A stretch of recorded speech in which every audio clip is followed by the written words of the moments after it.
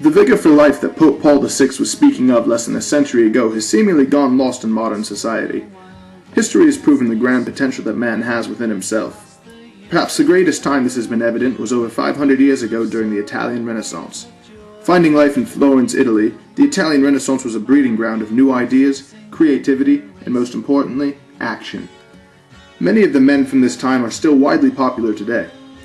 Most famously known as Leonardo da Vinci. Hailed as one of the most diversely talented human beings to ever live, he is the embodiment of what the Italian Renaissance was all about. His list of occupations is seemingly endless: an anatomist, architect, botanist, cartographer, an engineer, geologist, inventor, mathematician, musician, painter, sculptor, and writer. We know of this beautiful mind by the notebooks he leaves behind, which are filled with wondrous ideas of flying machines, submarines, turbines, elevators, ideal cities, knowledge of human anatomy, and much, much more. His physical works include modern masterpieces such as The Last Supper and the Mona Lisa. No man can seemingly surpass Da Vinci in his pure genius and skill. Another character of the pinnacle ideal Renaissance man was Michelangelo. Although he was an architect, engineer, and painter, he is known for being the greatest sculptor in mankind. His famous paintings include the ceiling of the Sistine Chapel and the creation of Adam, while his famous sculptures include Moses, David, and Piet. Raphael was another Renaissance man who was a painter and an architect. Some of his famous paintings include Madonna of the Meadow and the Transfiguration. A most impressive painting was the School of Athens, which depicted the past's greatest scientists, philosophers, mathematicians, and more.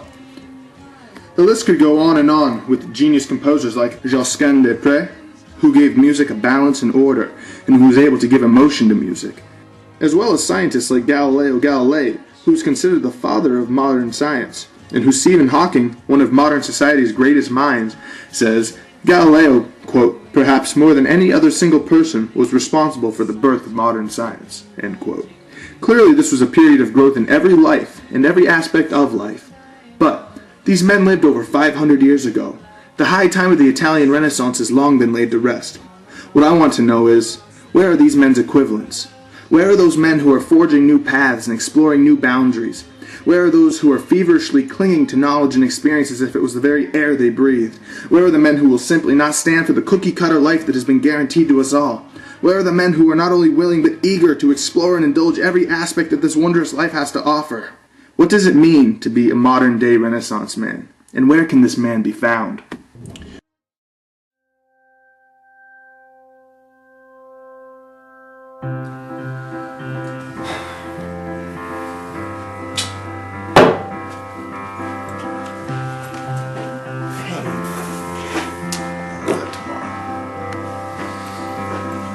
Stay out super late tonight, picking apples, making pie. Put a little something in our lemonade and take it with us.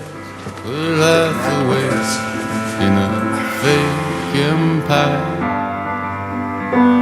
We're half awake in a fake empire. Tiptoe through our shiny city with our diamond slippers on. Do our gay ballet on ice, bluebirds on our shoulders. We're half awake in a fake empire. We're half awake in a fake empire.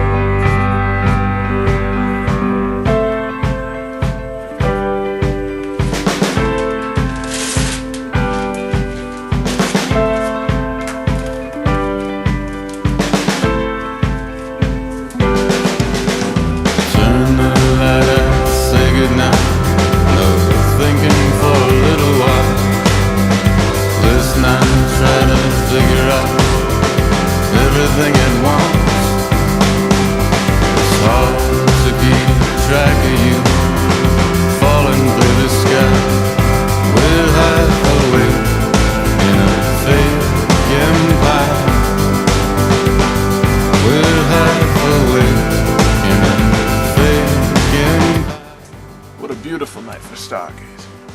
There I see the moon. A little over, I see Orion's belt and the Big Dipper. And oh look, I even see my own sign. There's good old Scorpio. What wondrous things await us up in space. One could only imagine.